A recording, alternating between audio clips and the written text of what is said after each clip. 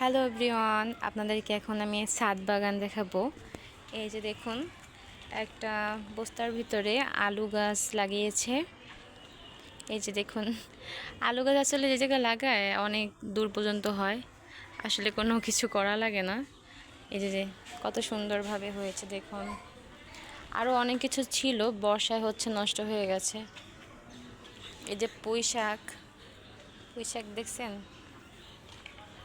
পুঁই শাক গাছ লাগানো হয়েছে। আর বেশি কিছু নাই, পুঁই শাক এবং এই আলু গাছই আছে, আর কিছু নাই সেরকমের। ওই যে ওই সাইডে হচ্ছে লেমন গ্রাস এবং হচ্ছে বোম্বাই মরিচ, ওই যে লক্ষ্য করলে দেখতে পারবেন, ওইতে হচ্ছে বোম্বাই মরিচ গাছও আছে। ছাদ বাগান আসলে করা উচিত, ছাদে বিভিন্ন জিনিস লাগালে ওগুলো হচ্ছে পরে খাওয়া যায়। এই যে কিছু গাছ লাগানো হয়েছে, আপনাদেরকে দেখিয়ে দিচ্ছি। আসলে বাড়ির জায়গা থাকলে এরকমের গাছ লাগিয়ে নেওয়া যায়।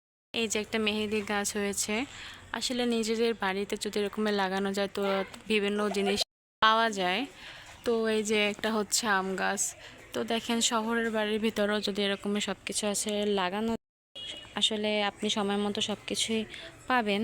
এই যে মুরগি পালন করা যায়। দেখুন, ঘরের ভিতরে যে চেষ্টা থাকলে মুরগিও আপনি পালন করা যায় আসলে। এই যে দেখুন,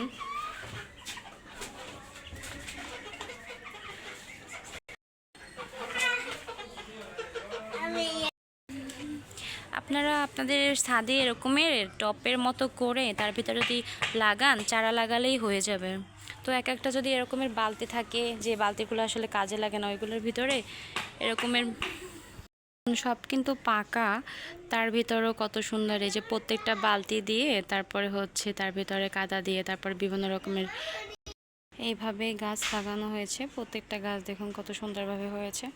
তো আপনারা চাইলে আপনাদের ছাদ বাগানে এরকমের গাছ লাগাতে পারেন, বা হচ্ছে ছাদের নিচে যে জায়গাটা থাকে সেই জায়গাটা এরকমের গাছ লাগাতে পারেন। তাহলে হচ্ছে আপনারা নিজেরাও মাঝে মাঝে এটা হচ্ছে খেতে পারবেন।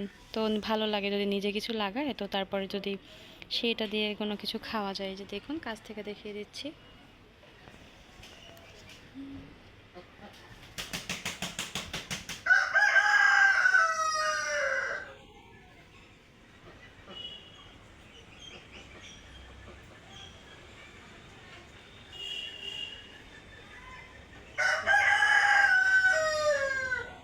আমি দেখিয়ে দিচ্ছি, দেখুন কতগুলো হাঁস পালন করা হচ্ছে। আসলে শহরের বাড়িও যে এরকমের আসলে করা যায়, তো আপনারা চেষ্টা করবেন, চেষ্টার কোনো কমতি নেই। চেষ্টা করলে দেখবেন সব কিছুই আপনারা করতে পারবেন। এই যে দেখুন, শহরের বাড়ি হাঁস হাঁস পালন হচ্ছে, মুরগি গাছ লাগানো হচ্ছে। তো আপনারা চাইলে সব রকমেরই করতে পারবেন।